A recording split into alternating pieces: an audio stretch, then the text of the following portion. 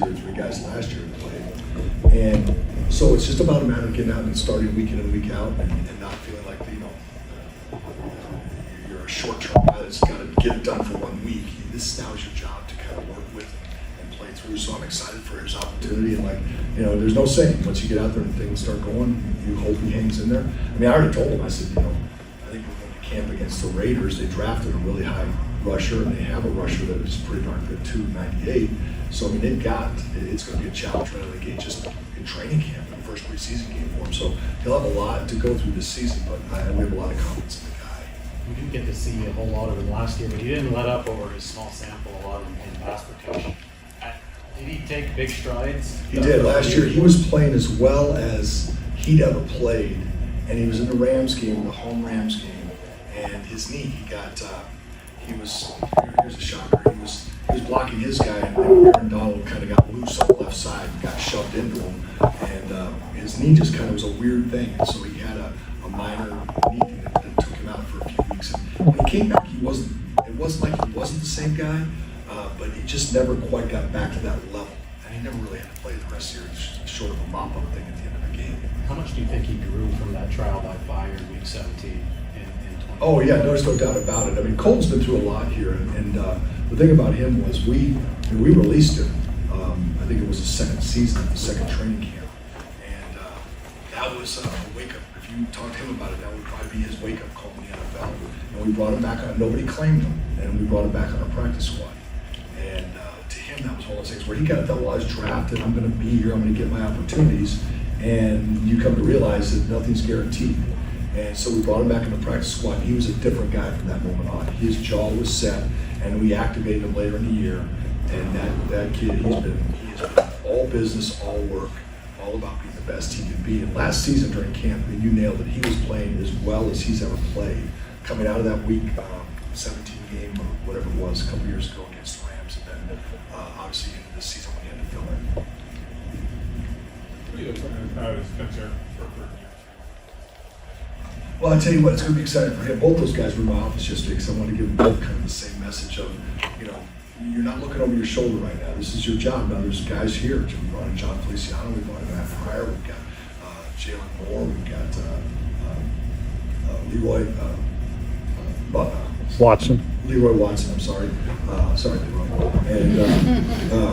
And we've got these guys that are there to compete for this position, but the same thing with Spencer. I said, Spence, last year you split time with Dan, and it was good for you. And I would have hoped during the year he would have taken over the position, but he never really did. It was always kind of a nip and tuck between the two of them, and Dan had to fill in some games to other positions, so Spence ended up playing more plays. This year, boy, he has come back, looks like a different guy, carried himself differently. The confidence level, the jump, it's true. Between years 1 and 2 for a player, if they play, is the biggest jump they ever make, because you just can't stop the what goes on during a season. It's just one game after another game after another game, and about October, your season is usually over in college, and now we're playing into February almost, like last week of January. So it's like, it was so long and so much, and it doesn't let up. This year, I think he's more prepared for the whole process. He knows what it is. I think he's ready to make that step, and I'd say everything to this point, as much as you can tell from this, he looks prepared, ready to go. Feliciano came here with kind of a reputation of being a good glue guy, locker room guy. Are you seeing some of that in terms of his interaction with the line? Oh, he's a great guy, and that's the one thing about, we were just talking about on the way over, that the character of the guys of this team that Kyle and John have brought in is just outstanding. And we've just got a great group of guys. It's a great room, and everybody works together. So when we go out looking in free agency, you don't want to bring in a guy that's going to not be that. But John has been as advertised that way. He competes. You won't miss a beat if he ends up starting at guard or center for us for whatever reasons. I think John's a good player and adds a lot to the room, leadership-wise, toughness, tenacity, work ethic, yes sir, no sir guy. Really good guy. Really enjoyed getting to know him. So Cal getting some snaps at center today. Yeah, some. They were on the ground, so too. I wasn't going to mention that. I will. Yeah, we're trying to work him in there. Nick's an interior player. I think there's been some talk about Nick and tackle because that's what he played in college. He's an interior player. He's made great strides. He was, if there's a McGlinchey award, Mike McGlinchey, he should have had a cot somewhere. He was here all the time. 24/7 McGlinchey was Mr. 49er, right? Zakel is running a close second to that right now because he was here the first day he could be here in the offseason, training, working on his quickness, working on everything we asked him to work on. He's made a huge jump, but he's got to get snaps. He's got to get snaps on him. And he's had some trouble in these OTAs. Gun snaps are fine. He's just got to get more snaps with our quarterbacks. And right now, because it's a different quarterback, it's not like he's taking, in the scout team last year, he took all your snaps, say with 17. And then now this year it becomes a point where it's a bunch of different quarterbacks. He's not used to that yet. So he's not a natural center, but we've got to get him ready to go at that position. Have you talked about Fisher yet? I walked in late, but what are your thoughts on Fisher? Is he a tackle or is he a guard? Joey's a guard. He's definitely a guard. Joey's going to be a right or left guard. I don't see him playing center ever right now. It doesn't mean in time he might not be able to grow into the position. He's not a tackle though. He is strong, hardworking, tough guy. I really like what I see in him. It's a big learning curve right now, as is for all rookies. He's even a smaller school guy. The techniques that they used were different. So it's a big learning curve, but you never know. You come in and you start doing it. Next thing you know, it clicks for some guys sooner than others, or he may be a year from now. I don't know, but I really like him as an undrafted because he's physically got the makeup to be a good offensive guard. You mentioned earlier the value of kind of knowing that it's your job going year. Brendel had that last year and had a pretty good year. Having had that year under your belt, how much better can Brendel get? Like, is there still upside there? Well, yeah, I think it's for the same reasons we were talking about today. We missed some calls early in the season. He got better as the season went on. He was really quick to want to make a call, and as you guys know, we motion a lot. So sometimes he'd make a call, but the picture would change, and we'd be off because of that. And as late as the Seattle game in the playoffs, it happened. And it happens to everybody. It happened to Alex in the championship game 2 years ago. And I just think that what happens is that those things, the game slows down another step because you played a whole season now. You've seen all the different defenses. You've been on the road. You've heard the crowd noise, the silent count. You managed all that stuff one time. Now you can build on those same things, and there should be growth. Is he physically going to be a lot better player? I think you learn. You start learning angles. You start learning the defensive guys in front of you. You start learning our offense a little bit better. You're not just now, oh my gosh, I'm running this line. I've got this whole offense to learn. I've got to get everybody pointing in the right direction. Oh, and by the way, I've got to do my job. Now you feel a lot more confident to run the line. You feel a lot more confidence of what we're doing. And at the same sense, now you can focus on now how do I play better. So I think there should be a jump this year for him. And there should be a jump for Burford. There should be a jump for Banks. That conversation I had with Spence and Colt I had last year with Banks. And it was never more true with Banks. I said, dude, I said to him, you may, I had it with Jake too, but I said, you may come into this thing and we may go to Minnesota for camp and you may play, like Hall of Famer, or you may play like you shouldn't be our starting guard. And through much of the preseason, there was a lot of question as to how he would do it. He struggled, but we had the conversation before. I said, it doesn't matter. You're the guy until the wheels absolutely come off. And so we want you to know that. And so I don't know whether that helped him or not. I just know I wanted him to understand. It doesn't mean that if he goes into camp and some guy just outplays him, yeah, we're going to start the other guy. But that discussion is because you guys have heard me enough to know that it's a long haul for these guys. We talked about it last season. And yeah, they played good for 3 or 4 weeks, but it's a long season, and there's a lot that can happen. There's a lot of development, and it's not so much. It's what do they do with when they fail, and that's what you don't know until they really fail. It's one thing to fail out here. It's another thing to fail when you're posted on Twitter, failing when they do the spotlight on the NFL Network, and all the people point you out as being the reason why in the fourth quarter you gave up the sack fumble, blah blah blah. Then you got to come in the next day and pretend like it didn't happen. Go to work. That's when you really find out about the character of the guy. That's why with John and Kyle have done, going back to discussing the John Felicianos and the people that you bring in these high character guys, and these guys they dig in and they usually can find their way through that. So I don't remember who we're talking about now, but Chris,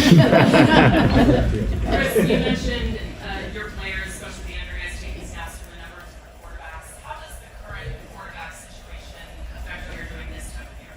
I don't think it really does because the offense is the offense, and we're not tailoring anything for a quarterback run game right now. So everything is set up as if it could be Brock, it could be any of these 4 guys, the 3 that are there now, and then Brock could be in there. So it really isn't for us anything different. And it's good for guys to take snaps from different people. There's just a limited number of snaps, so there's not a lot of ops, but we got to get that ironed out. But it doesn't really change much, I don't think, for anybody, other than the fact that a couple of guys are new and we're in the system. But other than that, for us, it's all good. Take 2 more.